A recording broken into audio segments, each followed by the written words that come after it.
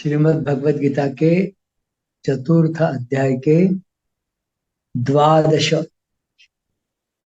12वें श्लोक की ओर बढ़ रहे हैं। पूर्व श्लोक में भगवान ने बताया कि जो मुझे जिस भाव से स्वीकार करता है मैं भी उसे उसी भाव से स्वीकार करता हूँ। अर्थात मेरी प्राप्ति बहुत सरल और सुगम है। ऐसा होने पर भी लोग भगवान का आश्रय क्यों नहीं लेते? इसका कारण आगे के श्लोक में भगवान बताते हैं। कांक्षन्तः कर्मणां सिद्धिं यजन्त इह देवताः क्षिप्रं हि मानुषे लोके सिद्धिर्भवति कर्मजा। कर्मों की सिद्धि अर्थात कर्मों का फल चाहने वाले मनुष्य देवताओं की उपासना किया करते हैं, क्योंकि इस मनुष्य लोक में कर्मों से उत्पन्न होने वाली सिद्धि जल्दी मिल जाती है। कांक्षन्तः कर्मणां सिद्धिं यजन्त इह देवताः। इस श्लोक की प्रथम पंक्ति। मनुष्य को नवीन कर्म करने का अधिकार मिला हुआ है। कर्म करने से ही सिद्धि होती है, ऐसा प्रत्यक्ष देखने में आता है। सिद्धि होती है मतलब भाई कर्म करेंगे तो उसका कोई ना कोई परिणाम तो होगा। जो भी मिलेगा वो फल ही है, चाहे वो पूर्ण तरीके से मिले या अधूरे तरीके से या न मिले, जो भी है वो परिणाम है। परिणाम को ही फल या सिद्धि ऐसा कह सकते। कर्म करने से ही सिद्धि होती है, ऐसा प्रत्यक्ष देखने में आता है।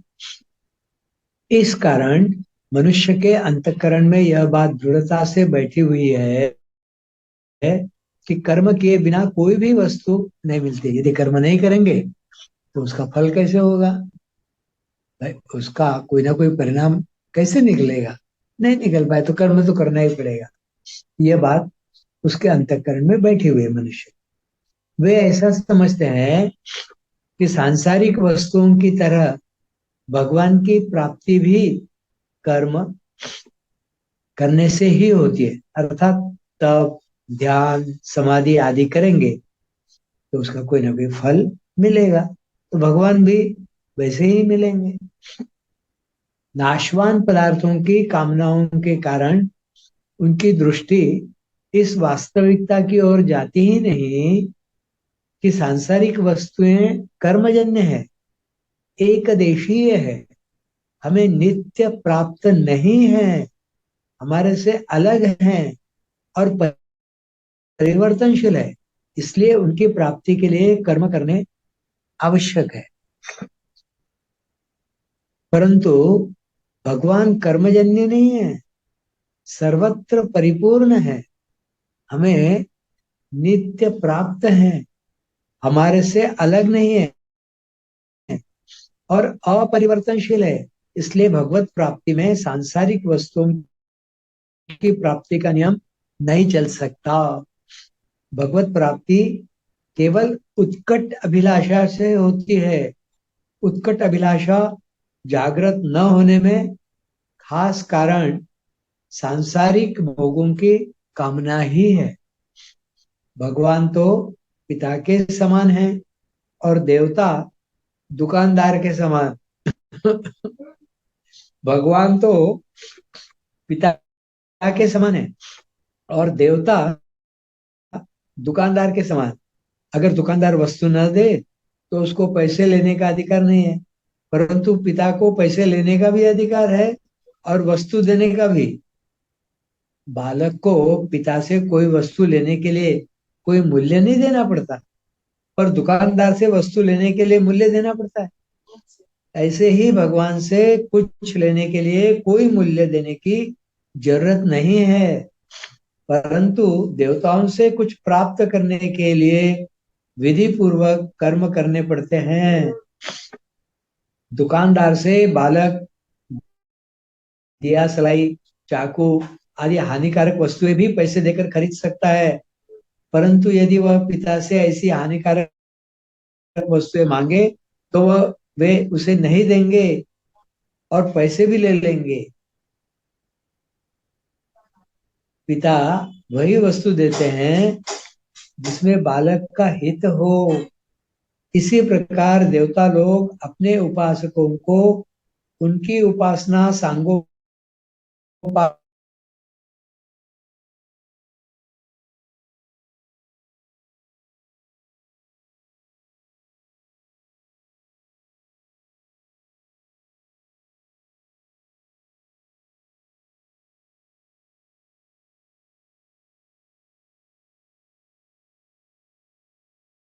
की नाशार्थों की आसक्ति, ममता और कामना के कारण अल्प बुद्धि वाले मनुष्य भगवान की महत्ता और सुहृदता को नहीं जानते।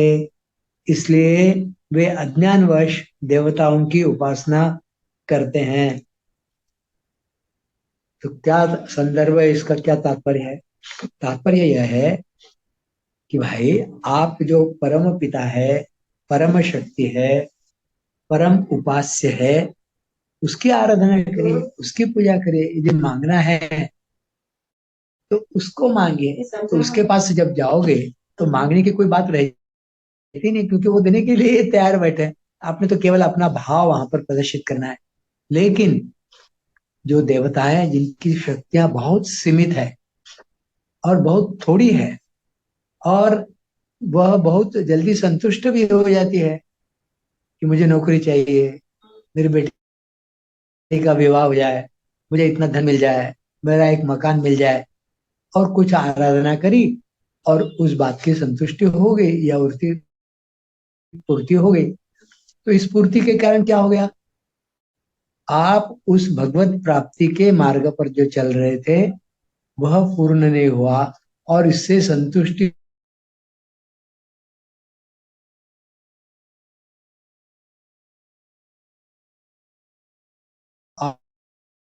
आपके जीवन का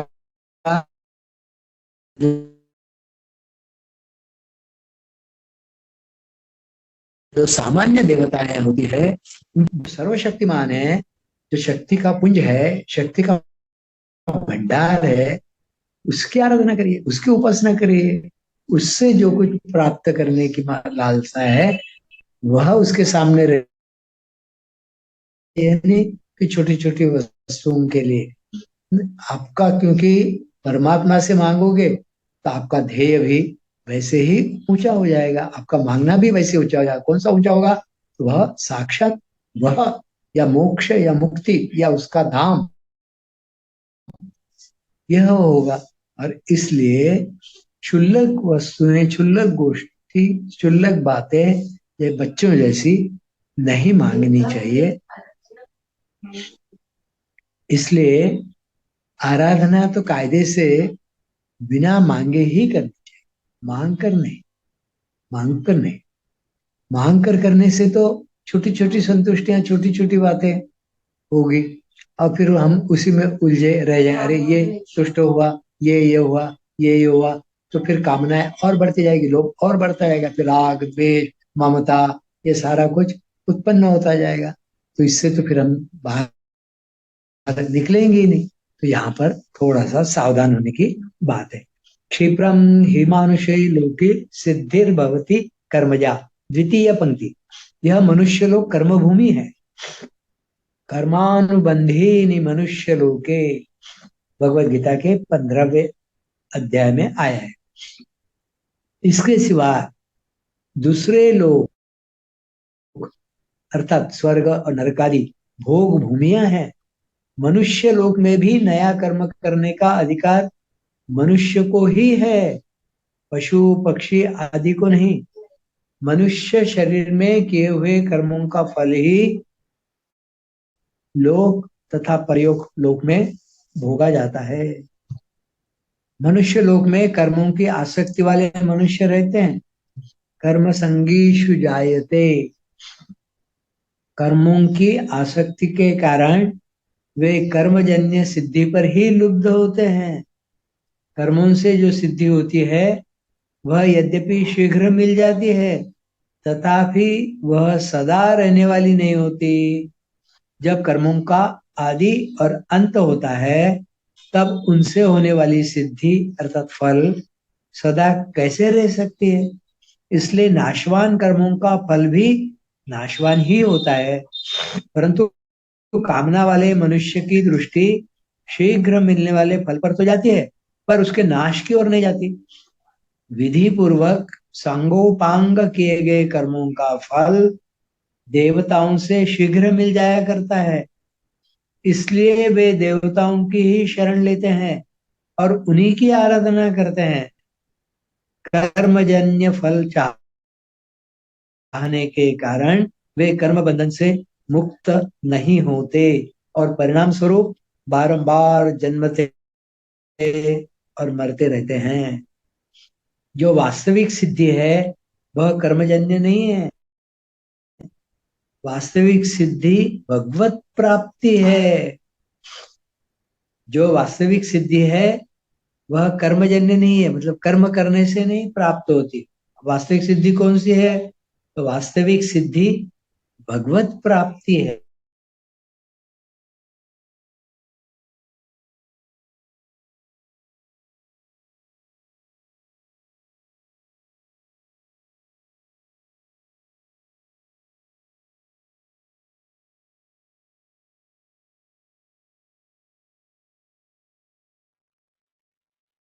प्राप्ति के साधन योग, ज्ञान योग और भक्ति योग भी कर्मजन्य नहीं है। यह कर्म से सिद्ध होने वाले नहीं है। उल्टा योग की सिद्धि कर्मों के द्वारा नहीं होती, प्रत्युत कर्मों के संबंध विच्छेद से होती है, जो कर्म योग का, ज्ञान योग का और भक्ति योग का मूल उद्देश्य है, उद्दिष्ट है। कर्मयोग की स्थिति तो कर्म करने से ही बताई गई है। आरुरुक्षोर मुनेर योगम कर्म कारण मुच्यते, भगवत गीता के 6वें अध्याय में है। तो फिर कर्मयोग कर्मजन्य कैसे नहीं है? यह शंका यहाँ पर की गई है। समाधान: कर्मयोग में कर्मों से और कर्म सामग्री से संबंध विच्छेद करने के लिए ही कर्म किए जाते हैं। योग अर्थात परमात्मा का नित्य संबंध तो स्वतः सिद्ध और स्वाभाविक है। अतः योग अथवा परमात्मा प्राप्ति कर्मजन्य नहीं है। वास्तव में कर्म सत्य नहीं है, परंतु परमात्मा प्राप्ति के साधन रूप कर्मों का विधान सत्य है। वास्तव में कर्म सत्य नहीं है, प्रत्युत परमात्मा प्राप्ति के साधन रूप कर्मों का विधान सत्य।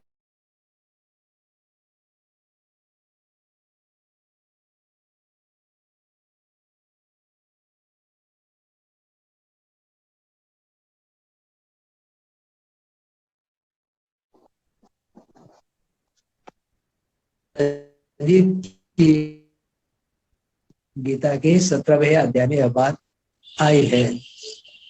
अपने लिए कर्म करने से ही योग परमात्मा के साथ नित्य योग का अनुभव नहीं होता।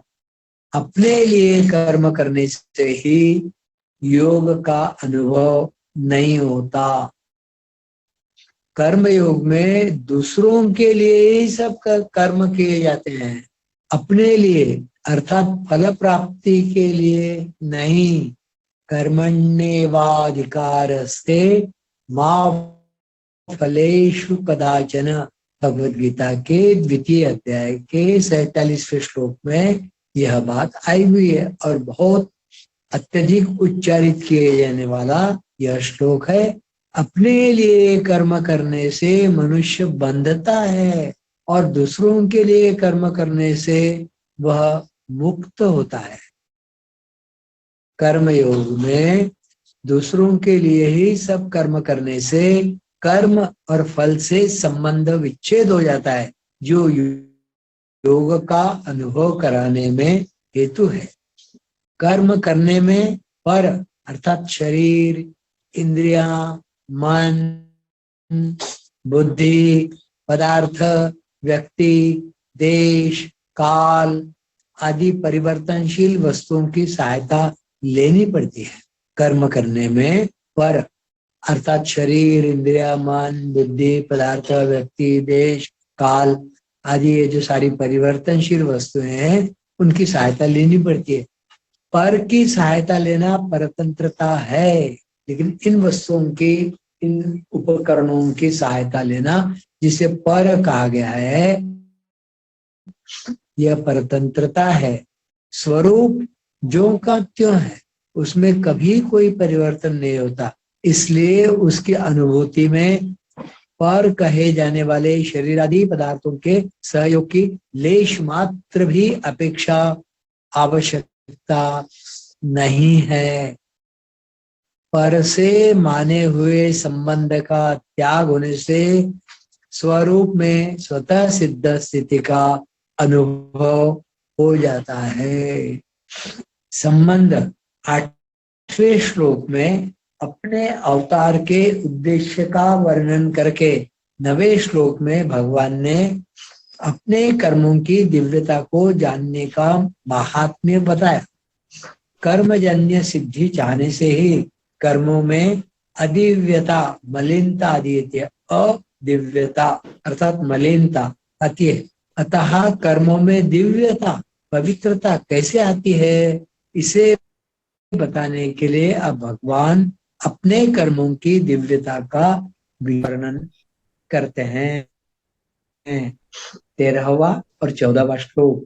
चातुर्वर्ण्यम मया सृष्टम गुण कर्म विभागशः तस्य कर्तारमपि वेद्य कर्तारमव्ययम्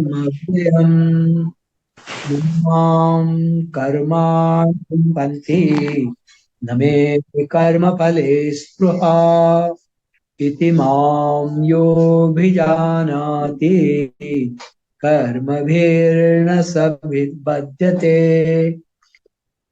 मेरे द्वारा गुणों और कर्मों के विभाग पूर्वक चारों वर्णों की रचना की गई है। उस अर्थात सृष्टि रचना आदि का कर्ता होने पर भी मुझ अव्यय परमेश्वर को तू अकर्ता जान, कारण कि कर्मों के फल में मेरी स्पृहा नहीं है, इसलिए मुझे कर्म लिप्त नहीं करते। इस प्रकार जो मुझे तत्व से जान लेता है वह भी कर्मों से नहीं बंधता।